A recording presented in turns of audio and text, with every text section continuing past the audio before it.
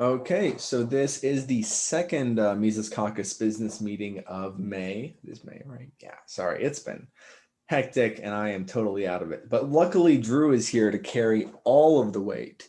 He is one of the 5 new state organizers that we have in Ohio. Specifically, he is kind of leading up the sample legislation ballot initiative side of the Mises Caucus. Um, and we're going to just do kind of a brief interview about that and kind of how it works with getting into a city council and how city councils really work. And I'll give a little bit of background around this. So for those that don't know, the Mises Caucus nationally, let me pull up the website, has a few different really core planks of these are the things that we think will help the party that we want to do. Those things are, one, support very local candidates. So that is county level and below, I believe, is the county level is the highest they go. And the Mises Caucus, gives some money to them if you fill out a survey, and otherwise just general stuff to support them. Number 2 is kind of grow and strengthen the party. So that is bringing in new membership. That is having better presence on social media, not just more presence, but like higher quality, saying things that actually matter, and so on. And then the third one is issue campaigns. The idea behind issue campaigns is that you can change legislation without actually being in office. If you ever watched the Tom Woods podcast, or sorry, listen to the Tom Woods podcast, you've probably heard of the 10th Amendment Center. It's the same kind of thing as that. You bring a piece of pre-written sample legislation into the office of a city council, of a governor, and you show it to them and you talk about it. It's sort of like a lobbyist, I guess. A lobbyist, and you change the law without ever being elected. And the reason why this works is that most city council members, they're not that ideological. They were the most popular teacher in the parent teacher association, and they wanted the school to have more funding for their pet projects, so they ran for mayor. Or they really like the parks and they're in their Rotary clubs, so they ran for mayor, or whatever other thing like that. But so they don't have a bunch of pre-written legislation, a bunch of ideas, not a Joe Biden that comes in with a bunch of plans. They come in with like one thing they care about, and for everything else, they do what sounds good. They do what makes sense. And if you bring legislation that's pre-written, that makes sense, that you present well, there's a good chance they'll pass it. So Drew, I'll kick it off to you. Just introduce yourself. This is your first meeting as a state organizer. Yay. I'll be honest, I'm not nearly as prepared as I would have liked to have been, because the last email that was sent out said that Caleb was speaking tonight.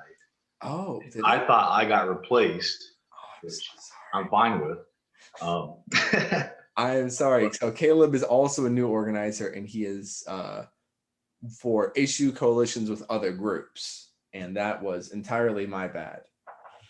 And that's all right. A little bit about me here. Lately, I reached out to Drake, to try and head this up, because it's something I've been passionate about here for about the past year. Because here locally, I noticed that my city council was passing some pretty, crazy laws, specifically with like short-term rentals, and they want to overregulate and tax. And you all know what taxes are. These local businesses around here.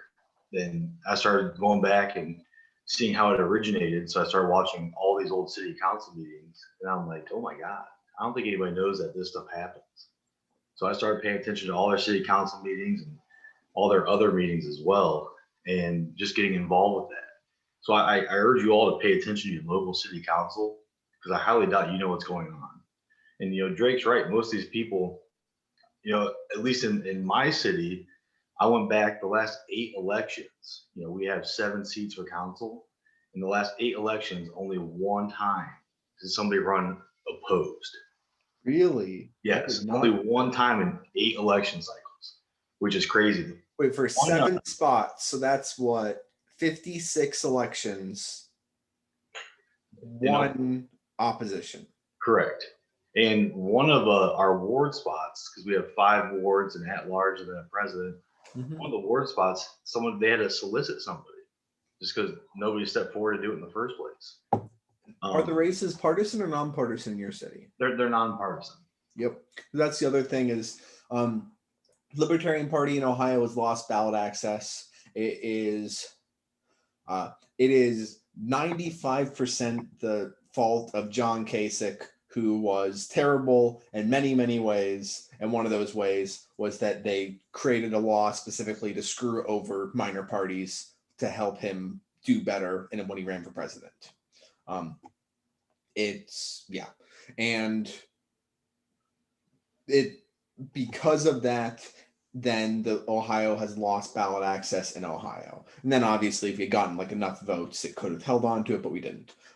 So it is very difficult for people to run as an independent. Not only is there a high signature requirement, there's a candidate recently trying to run for Columbus Council, but couldn't get the multiple thousand signatures required for a city level race. But also, if there is an R and a D and a not R and D, you're automatically kind of discredited a bit. If everyone is nonpartisan, you are right up there with the Republican Democrats. Even if you're saying libertarian, when they go to get the ballot, people only see 3 names. A bunch of people just pick randomly for a city council because they don't care. Or even if they do pick, like, how many people are in your town? About 10,000. So, and is the election, does everyone vote for every position, or is it like split up into different areas for each of the 7? Yeah, there's 5 wards, so everybody votes for their specific ward, and then there's an at-large and a city council that everybody votes for. Yeah. So if 2,000 people live there total, that means what? 1,000 people are actually voting, something in that range.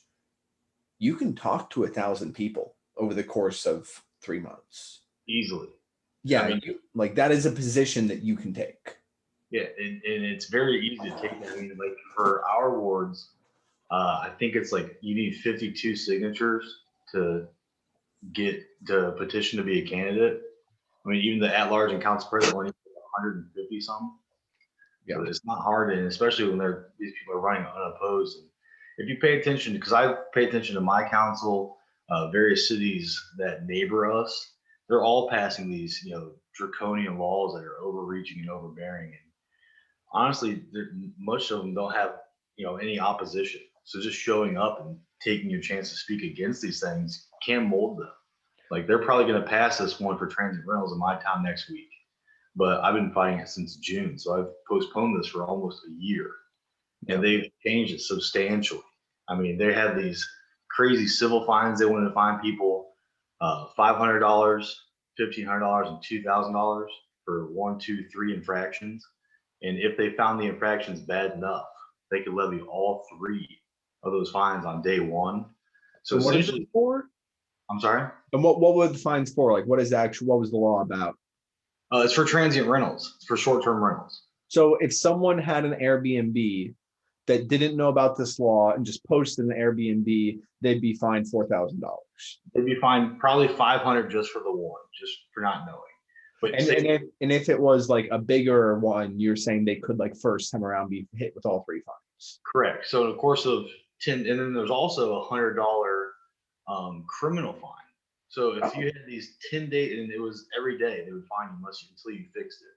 So of course of 10 days, they could fine you $50,000. So if you had an Airbnb posted for a month and weren't told about it, you could get fined $100 per day you had it posted, kind of thing. Correct. Yeah, that's pretty crazy. And that's just the criminal part. The civil part comes along with that. I mean, it's astronomical. And the thing is they give the building inspector power above all, and there's no recourse or anything. And just from me going there and calling them out and forcing our law director to look at it, I go, hey, there's clear due process clause issues from the 5th Amendment and the 14th Amendment. Then the city council thinks I'm a wacko just because I talk against every law they try and pass. Well, the law director last night, he goes, well, I'm inclined to agree with Mr. Worley. And they struck those civil fines. Yeah. So now there's no more $500, $1,500, $2,000 fines. Now the worst is just $100 a day, which is a huge win. Yeah. That's a lot of money they're going to steal from people. And then that's something that oftentimes, especially if something is kind of that screwy, if you just live stream it on video, like they don't want to be shown doing it, or because it is that small a town, if you could organize 10 people to show up, that looks really impressive, even if they don't actually live there. Oh, yeah, especially if there's only, 1, 2, 3 people that go there in the first place. You Yeah, how show many them, people normally show up to a city council meeting in your town? unless there's a big issue that affects a bunch of people, there's normally myself and 2 other people outside of the local journalists that come. Okay. So even if you just got a handful of friends that show up, it's pretty big force against them. They're still going to end up passing this, which I fully plan to petition, which is another huge win because I went back, I noticed that over probably about 80% of these ordinances they were passing were by emergency. What that does is it takes away our First Amendment right to petition the government for redress of grievances. Yeah. Because when they pass it by emergency in the state of Ohio, instead of waiting 30 days, allowing somebody to petition if they so choose, it automatically puts that into law. And there is no way you can fight that. Really? I did not. Now, finally, after months of myself and another, actually one of the co-chairs of the Libertarian Party for Lorain County, because my city's split in half, both of us going there and beating them over the head repeatedly that, this is wrong. Is it legal for them to do this? Yes. But it's unethical for them to pass all these ordinances this way. So at least finally now they're not passing them by emergency. Yeah. I plan to fully on to petition this and hopefully put it on the ballot and we defeat it that way. So how does the petition process work? I actually did not know this system existed in Ohio. Yeah. Oh yeah. It's fantastic. There's a group of citizens led by the other gentleman I was talking about there petitioning in case another law passes up for they want to ban storage units in town. I'm completely against that because why would you want to ban any one type of business? Yeah. Blows my mind. But basically, all you have to do is get enough signatures. I think it's somewhere around like 600, which is not hard. Yep. Thankfully, they're failing miserably at this. Because again, I don't want them to succeed in trying to ban storage units. Yeah. Basically, all you do is you have to file paperwork. Most of the time, it's going to be with the finance director of the city. All you have to do is, and I can help you guys out with that if you reach out to me. And you just file paperwork with them, go collect your signatures within 30 days of them passing this, and then it has to go on the next ballot that they have. We actually had one of our council members speak out against that. She thought that, she said, quote, a group of citizens are threatening the city with a petition. Yes, you are. You're threatening you're threatening tyrants, as you should. Good job. Doing as we do best with memes. I took the video clip of her saying that, and I put the Bill of Rights getting ripped up, that old cartoon meme. Yeah. Of Nancy Pelosi. Well, I put her head on there, ripping up the Bill of Rights, and put the video on top of it and played that out there. And a bunch of people in town went crazy. That she's saying, basically that we should. Our First Amendment is a threat to her. Yeah. I'm like, yes, you're right. No one's threatening to do this. It's a promise that they want to do this. So, you can definitely affect change very easily at a local level. Yeah. Because no one else goes. No one shows up. That is the big thing to remember is because people look a lot at the presidential race. The presidential race matters. The presidential race mostly matters insofar as, at least Libertarian Party, insofar as it educates, informs, and excites. Unfortunately, for the last 30 years, every single time the most anti-war candidate wins, but the wars still keep going, and the candidate says they're going to cut spending wins, and the spending keeps on going up. And if you listen to Justin Amash's interview and Michael Malice's show, it's no, it's the Congress people don't even write legislation. If we even got a libertarian into Congress, there is a good chance it wouldn't do anything. That's not to say we shouldn't do it. If I'm given the option to libertarian in Congress or not, obviously, yes, I want libertarians in Congress, but it is still a question of Thomas Massey and Rand Paul are doing their best to vote no, but has it stopped a single COVID bill? No, not really. At least not that I know of. If there's something that stopped, I'm thankful for it, and I hope they have stopped some the worst thing that didn't happen. But that is kind of the reality of it. But if you look at it, like I know that I forget what city, I keep forgetting, but there's a city in Ohio that had there's a couple cities now with libertarian mayors, and at least one of them decriminalized weed for a town of like 10,000 people. Marijuana went from being a criminal to offense to like a $5 like civil penalty. That is something that actively changes the whole like life of, I don't know, 15 kids a year that won't end up in jail, that won't have a record to start off, that will start them on the right foot. There is while the doing stuff on the local level is smaller, it's less sexy, it's less interesting in some ways. This is a level where you can actually get in front of representatives and tell them to your face what they think. When's the last time a congressperson talked back to you, or a media talking head, or even a state person? Like, they don't care. They don't listen. They don't pick up their phones, but you can walk into your city council and they will be forced to listen to you as long as you want to talk. Yeah, and they might start cussing at you the first time you go up there to talk. And that's why you have your friend with a video camera. That's essentially what happened to me the very first time that I went to speak. I watched all their prior meetings. I went to 3, and it was finally the third time that I finally decided to say something. And within, I think it was a minute and 28 seconds, council president started cussing at me. And I was very cordial about it. I think he appreciated being called thieves because I told him they were stealing from people with taxes. But and seriously, if you like have someone else there, have like a phone or something with a local video camera, videotape it. Oh, we have the whole thing. Yeah, because that'll happen, and that will be great. Like that is how, when the next election comes around, if you want that spot, just play that on repeat. Yeah, there's a real nice soundbite of taxation stuff right after it started cussing. So, but basically, you have a link to drop in the chat. No, I don't have.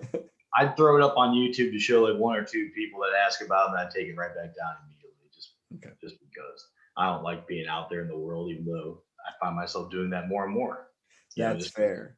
I have to. They tape all these meetings, and I feel the need to go to them because people aren't paying attention. Because people don't know. And I'm sure you guys are the same. You probably have no idea what the hell happened at your last meeting. Oh yeah, I have no idea. Zoning Board of Appeals meeting, your legislative committee meetings, no one knows. And it's important, go find out, talk to their city clerk, find out your rules of council, because it's nice to use their rules against them. Like the one time I said a couple choice words and they threatened to levy fines on me because it's in one of the ordinance of disrupting a public meeting. They said you can't cuss. I go, fuck you, it's First Amendment. And then they warn me about this. I go, no, actually, I know that because I'm boring and I've read our codified ordinances multiple times. I go, it specifically says in there that the sole purpose of doing this is to disrupt a meeting, you are guilty of that. I'm just talking. I didn't say those words to disrupt the meeting. That's just how I talk. And it wasn't an attack on a certain member. Yeah. That's also in the rules. So you guys can't do fucking shit. And I tried being cordial the whole time, but they really ramped me up. So that's why I said that. And then when they try and, threaten to steal money from me and throw me in a cage because of how I spoke, then I just turned it on them, and they looked right at the police chief who was there, and he's like, he's fucking right. And I'm like, yeah. And actually, the chief spoke up for me the one time because the one council member said, hey, your time's up. And, we don't have to allow you to speak. And I'm like, oh, okay, that's fine. I'll go sit down. And the chief spoke up and goes, I highly suggest that council allows Mr. Worley to continue. Yeah.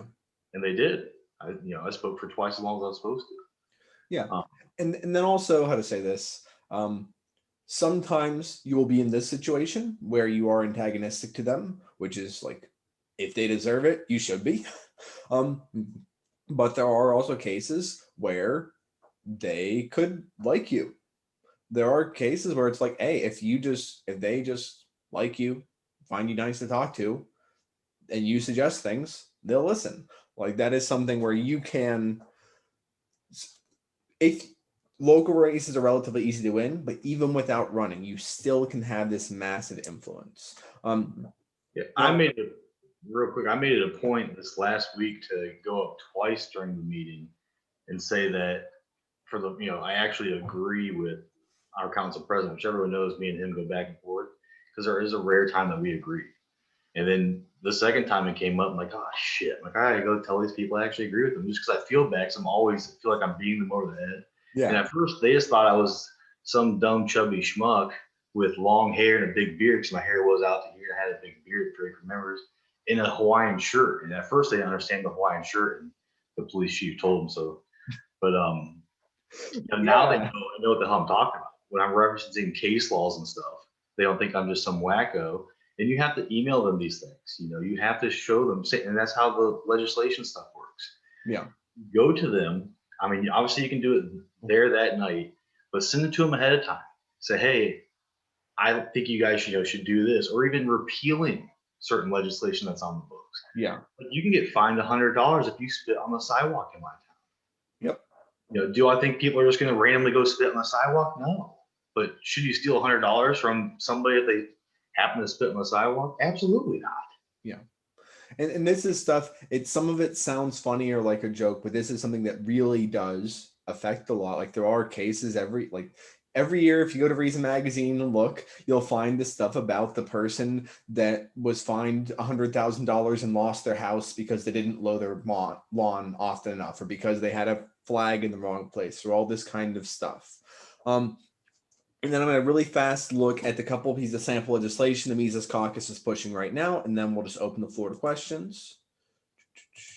Okay, my screen should be sharing now. Is it? Yes. Perfect. Okay. So one piece is a piece about abolishing lockdowns. So we have some pre-written statements about kind of against the lockdowns that other cities have published around the country. So if you really hate the lockdowns, you can actually do something. You can get off Facebook and you can make a change. I can't emphasize enough like how much more effective this is than arguing with someone about the effectiveness from masks for the 100th time. If nothing else, just to rub it in their faces because they deserve it. Another one is decriminalization of psychedelics and weed. There are a couple cities that have fully decrimmed that you can just take the legislation, or same thing with weed. Ohio is a little bit different because you cannot fully decriminalize. You can only reduce it down to a certain level of penalty based on the state law, but you can almost entirely decriminalize it. You can decriminalize to the point where the cops will no longer bother enforcing it because it's such a small penalty. Another one is, of course, gun rights. And I'm going to say why this is really important. Why the sample legislation matters so much. I think about a year or two back, there was this big outcry how in Texas, a bunch of cities were calling themselves gun sanctuary cities. Do you guys remember this a little bit, kind of vaguely? Then there was a person arrested just for possession of a firearm in one of these cities. And you know what happened? They were arrested and they were taken to jail, and the bill did nothing to protect them. A bunch of the laws passed about gun sanctuary cities were literally just paper tigers saying, we think gun laws are bad. Well, are you going to tell your cops not to enforce them? No. Are you going to arrest feds who come in to enforce them? No. Are you going to do anything at all? No, but we're going to say they're bad. And that's the problem when the NRA writes your legislation, because they're not actually for gun rights. They never have been, and they never will be, or maybe they will be, but unlikely. But so that's why having the right samples of legislation is important, because cities don't know how to write their own legislation. They're not all lawyers. They're lazy bums. And if you go and your mayor is a Democrat, like a hard Democrat, and you tell her, here is or we have some other bills as well that I don't have on this website, but in other places, like, here is a bill that will end no-knock raids in your town. A hard Democrat would be chomping at the bit for that, just for their own reelection chances. Not even for you, just for themselves. They will still be in favor of what you're pushing. And that's the thing to remember, is you don't need the praise, you don't need the credit. What you're going to there is to actually make a difference, which unfortunately a lot of other people can't claim that they do. Even So, certain city council members that are lawyers don't yeah. seem to be very good ones. I mean, let's not forget the law is up for interpretation Mm-hmm. until it goes to courts, until there's case law. That's like, I hate to keep coming back to this transit rental, but one thing they want to do is they want to demand people hold on the records for 2 years, which is fine. But then they want to demand that you turn them over to the building inspector at his request. I'm like, there's clear Fourth Amendment issues here, and that's been ruled on. Yeah. Airbnb versus the state of New York. Businesses have Fourth Amendment rights just like individuals do. You can't just demand that stuff. Yeah. They had it in there too that the business or the building inspector could inspect the property at his behest at any point in time. Luckily, they finally put in provisions that they have to get an administrative warrant to do that. But I mean, and as far as writing the laws, like this last one was written by our clerk of council, who's fantastic. She's awesome as far as public records go. But the clerk of council, the building inspector, and our service director, half the people on council didn't even read it until I started pointing out certain things in it. Like they have to be within an hour of the property anytime the property is being rented out. That's wow. I go, that's crazy. And where I live, and I know you don't know geography. I'm like, where I live, I can't go to Toledo or I can't go to the east side of Cleveland at any point in time. I'd be renting out property. Now, to you guys, I'll say I don't have any property I rent out. They don't know that, because when I first went there to talk, I said I'm not going to talk about my properties or my business's properties. But still, I'm still going to fight for their rights just like I'd fight for anybody else's. Yeah. That's crazy that they have to be within an hour of the property at any point in time it's being rented out, or you're in violation. I do want to start opening the floor to questions because I can talk a lot, so I want to make sure everyone has time. So Nate, the first question for you, Drew. Have they stated explicitly what they're trying to discourage with the ordinances? This is a reason for it? Yeah, this is the best part, is they start quoting that there's a partying and parking issues, and they cited drug use and all these things that happen around these properties. Okay. So me, being the guy I am, I go down to the police department and I put in a public records request. They had nothing. They do not like those. Oh no, they know me by now, and now there's like, oh fuck it, here's this guy again. But like governments fight public records requests on every level. Yes. Oh yeah. I've had various other towns. I have one lady, the clerk of courts in Oakwood Village, thinks I'm coming to take her job. I threatened the attorney general on her because she didn't want to take my public records request. That's a long story. I won't get into it. If anyone wants to reach out, we can chat. But outside of that records request, and they had no records of anything in the police department. I talked to the chief, a lieutenant, and one of the guys I went to high school with, and asked them, I go, hey, just off the top of your head, in the last 2 years, can you think of any issue ever, small or big, that you guys have ever had around one of these short-term rentals? And they're like, no, absolutely not. And I took it to council. I go, hey, all these reasons why you guys feel like you need to have this law, they don't exist. They're in your mind. We see that a lot. People make up things to get angry about. There is no issues at all. What the whole thing stemmed from was one person had an OD outside of one of these properties that never stayed at that property, had nothing to do with that property. They just happened to be in their car out on the street outside one of those, and the neighbor got pissed about it and went to council and said, you have to do something to protect this town. So everything they do is for safety. And then the thing to remember, the way that happened is a single person went to the council and said, you have to do something. The problem is the idiot went there first, so now Drew is playing defense, and defense is a losing game.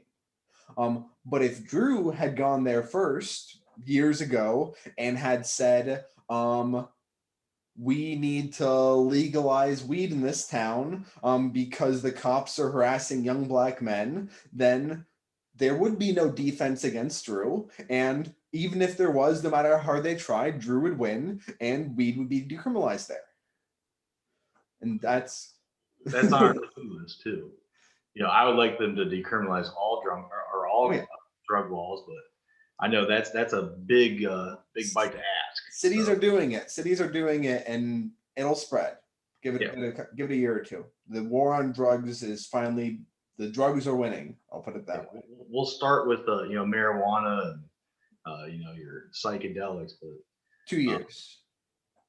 I think so too. I mean, the writing's on the wall. Yeah. Other questions, Pete? Who wants to know things? It's a great chance to have information. Just unmute and talk. Unless you don't want your voice in the record. We can. How about this? I live in a pretty small town with a bunch of Barney Fifes. What sorts of things should I focus on? Like, what are the low-hanging fruit that I can probably get away with easier than anything? What's important to you? Well, I guess one thing I will say just with moved that, here, so I'm kind of figuring that out right now. What's going on? I know they're corrupt as all get out, but that's about all I know so far. one thing I will say is that there are certain pieces of sample legislation we do have written. So that can be an easier thing because it's already written for you. Okay. My understanding of other stuff is, to some degree, you're just going to have to show up to a couple meetings and figure out how it actually works in your town, because it's a little bit different in everyone. I've been involved with 4 different councils here in the past couple of months, and all their rules are similar but also very different. So I would urge you not only to reach out to your clerk of council, because I guarantee whoever that is very smart. They're normally willing to work for you because they do work for you. And most city councils, even if you do a public records request on your council at large or someone for your ward, they push it off to the clerk of council to handle it for them anyways.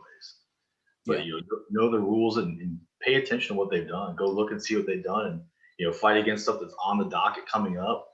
But as far as what to do, the Fourth Amendment Center as well has a lot of stuff in there. Yep. For ordinances, that's a huge one. And you can pick and choose what's important to you, and go make a friend. Even maybe not everyone on council is a scumbag. Like there's a couple guys that seem like they're all right, and this is being recorded, and I hope they don't see this just because I do a big enough time to call them scumbags to their face. So I don't need them to see it here. Like one tried to make some cheeky joke with me the other day, and I brought up tarring and feathering them. But for the most part, they think they're doing right. And it's just like with any other Republicans. They think they're doing what's right, but we know it's inherently evil and it shouldn't happen. So a bunch of the stuff they have. So there's a few different ones that mostly kind of stopping cop abuse of various kinds. And I know we also have some written. There's one for warrantless surveillance. There's one for no-knock raids. But it is just a question of kind of, 1, what do you care about? 2, what are they actually doing? And then 3, if they are on your side and aren't doing that much awful shit, what would they be interested in doing? Because if there is something that they are the kind of person that already be in favor of it, that will be easier. Like if they are a dyed in red Trump supporter, whatever, you would not need much convincing to get them to declare their city a gun sanctuary and say like, hey, we got to stop Biden taking our guns, make your city a gun sanctuary. Yeah, they're I think it's about a 50-50 split right now. They play them against each other. Yeah. Well, they're all I'm right next to a giant arsenal. So anytime you start attacking the really status stuff, they're all very much military suckers in a lot of ways. Oh, that's rough. Yeah, it's going to be interesting. When they started doing the whole statue thing for a while, the mayor offered to bring all the statues they tore down to the town. That's what he wanted to do. Oh. So yeah, we got one. I mean, I've talked to that's him. your I guess he's a sanctuary. good guy, but yeah, it's going to be an interesting. No, but And then apparently they just moved City Hall right next door to me, so this is going to be great.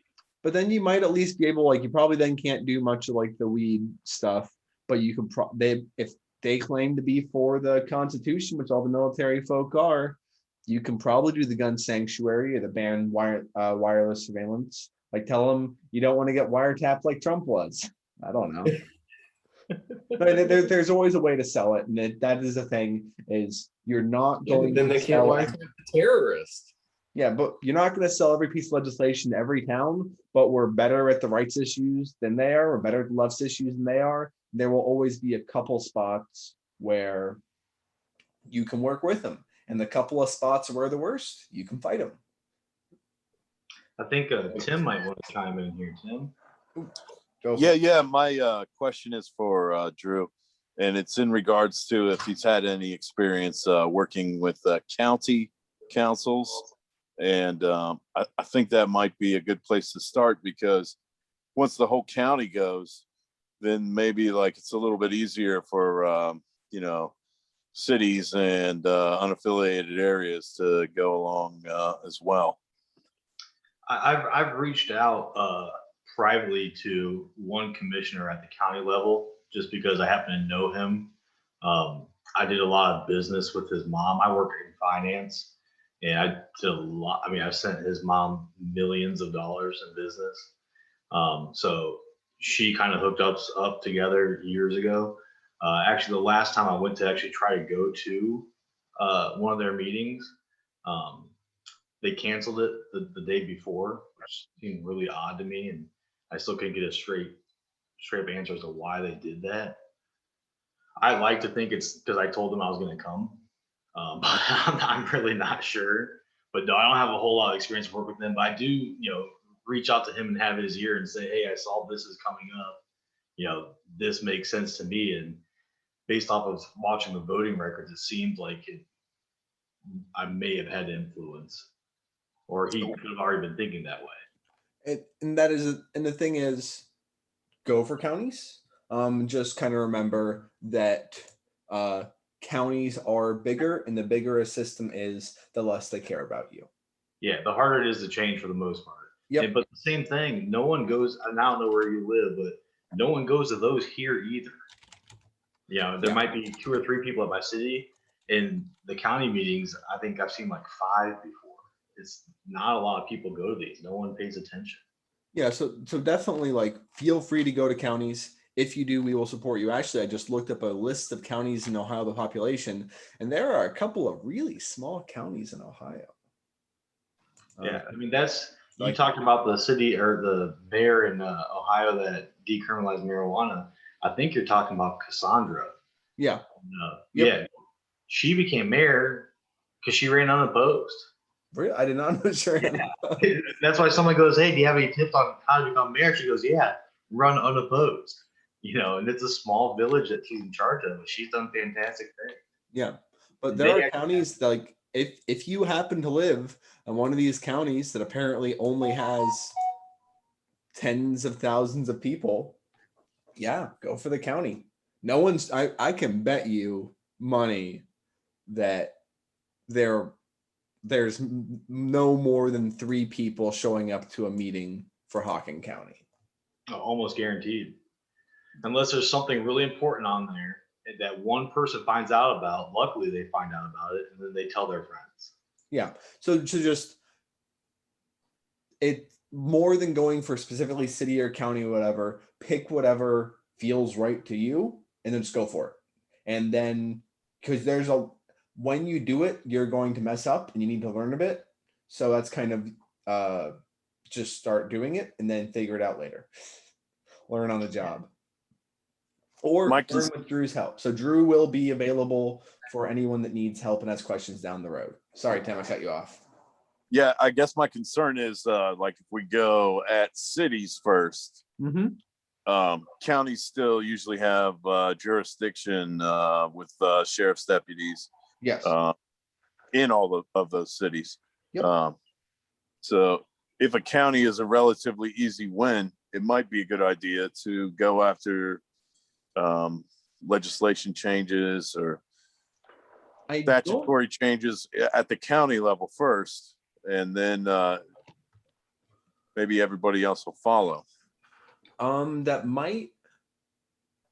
I'll reach out to a couple of lawyers that I know. I just don't know enough about Ohio's system. Like, I don't know if or how much law is actually passed at the county level, because I've never heard about a county law before, or I've heard about county taxes. Taxes are passed out at county level. Yeah, but I don't hear about like other laws or ordinances. Yeah, it's usually cities and Yeah. municipalities. There's some like I'm not sure about you guys if there's like those internet sweepstakes places. Those are banned in one of the counties in town. We actually, because my town's split in half, in Lorain County they're banned. I never really paid attention as to how that came to be, but the one in town actually that just opened up like 2 weeks ago got raided today and shut down. And I do know, actually, I do remember I talked to this about a lawyer that's in the caucus. Apparently, Ohio is one of the states with the most federalized, decentralized system. So one of the states where the cities have the most power of any like cities in the country. Okay. So I assume it would be a similar thing with counties. And then the thing is, it's always like, if a city passes a law and the county disagrees, I mean, that's just nullification on a smaller level. Yeah. I find that police sheriffs deputies at a county level are probably a little bit more professional folks that are kind of tired of dealing with nuisance victimless crimes. And you might even get a fair amount of buy-in from county level law enforcement folks about, wanting to decriminalize psychedelics and marijuana. That is something that, like, one of the things that we have for the stopping lockdowns is actually people go and get statements from sheriffs that saying that they will not exercise this stuff. So that is something that kind of is an issue by issue basis. My guess is that sheriffs are going to generally be more right-wing than city councils. So if you're going to someone for gun control and stopping lockdowns, they're probably the person to go to. But like, so it's kind of played by ear a bit. If you feel like you really click with sheriffs and you're going to be better at talking to them, go talk to them. This is a kind of attack on all fronts strategy. Thank you. Yeah. So a lot of cities, when you get charged with like a crime in a city, you end up going to county jail because many cities don't have facilities for that. So if something's been decriminalized at the county level or like reduced in penalties so severely that it's not worth dealing with, like maybe that has a more cascading effect on the municipalities. I am not a lawyer, so I cannot comment. I'm not going to comment on that. I have no idea. Yeah, I'm actually gonna look into that because I never thought about it as far as that goes. I don't think that there are many, like Drake was saying, county laws as far as that goes. Yeah, but most cities have agreements with the neighboring cities as far as their law enforcement, but also with the sheriffs. Like I know in my town, the sheriffs really don't come in unless they're invited in. So maybe if you work with, because the police chief most likely is appointed by the mayor. And most mayors are willing to talk to people at least one time.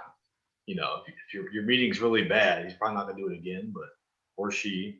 But they're at least willing to meet with you one time. And I mean, I've paid attention to the First Amendment auditing thing for about a decade now. I've always been fascinated by that, participated in that. I hate to say that our police chief is actually a really good one. Much as it strains me. I mean, I'm not an ACAB guy, but most are terrible people, in my opinion. But so maybe if you just talk to them on that level too, and they just don't invite the sheriffs into town. Yeah, no, and that is a thing. Is if you can make friends, try to make friends, because they every person that you kind of get at least partially on your side is one less like giant pile of effort, because actually replacing someone, even a small town, is still a fair bit of effort of having someone willing to be in the position and then running and talking to all the people and in elections, then being at every meeting and then running again each year. It's not easy. It's a lot easier than people think it is for small towns, but it's not an easy process. But if you can instead have half of the city council just kind of listens to you, that's way more effective than one person actually on city council. Yeah, and Any you other don't have to go get votes to do that. Yeah. Yeah, I shouldn't have came at them as brash as I did from the beginning. Well, But we're they started learning from cussing your at me and made me mad, and drilling was pumping, and learning from your mistakes. exactly. I'm trying to pass it on to you guys, because it's very simple to make change. I mean, I'm not talking to Cleveland or Columbus. Obviously, that's way harder to make changes on those. But I mean, even those big cities, I've watched way too many city council meetings across the country in this past year, because I took almost a whole year off when this COVID shit started kicking up, because I knew it was going to happen. I went into semi-retirement. And I spent a lot of time volunteering, doing stuff. And most of these big cities don't have a lot of people that come. Like, you watch the ones in Seattle and like for their meetings, they don't have a lot of people that go to those meetings. New York City, from influence from BLM, rewrote a lot of laws. Like, they ended qualified immunity, something that people have been fighting against for decades that really hadn't had any success. Like, as many problems as I have with BLM, and like why I don't think they're the most effective, like almost my biggest problems is almost how they make their own job harder. Because like some of the things they say they're for, I'm really for, and I think that they're making the cause harder. But that is something that they did. Like, New York City removed qualified immunity, period, and then because they did it, other places followed suit, or they went and they rewrote the contract with police union, all this stuff. Like, cities will listen to you. The bigger it is, the harder. But as we get better at it, it is just going to go easier and faster. And this is something where we don't have the time and manpower to replace every single city council in Ohio, but we do have the manpower to have influence in half of them, or influence in all the counties and stuff like that. And also, just one last thing I'll throw in here, and I'll throw it again at the end. If you, of course, reach out through to Mises Caucus Ohio at gmail.com. Happy to help. Literally, we are here to do this and to help you do this. Reach out. As soon as Drake cuts off that recording, I'll give you guys my contact stuff. Yeah. So actually, so with that, any last round of questions? Anything else you want to know?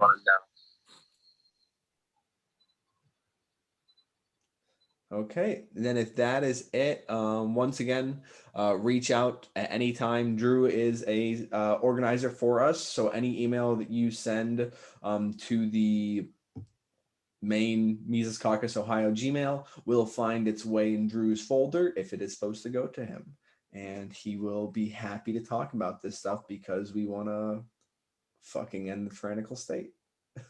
Right.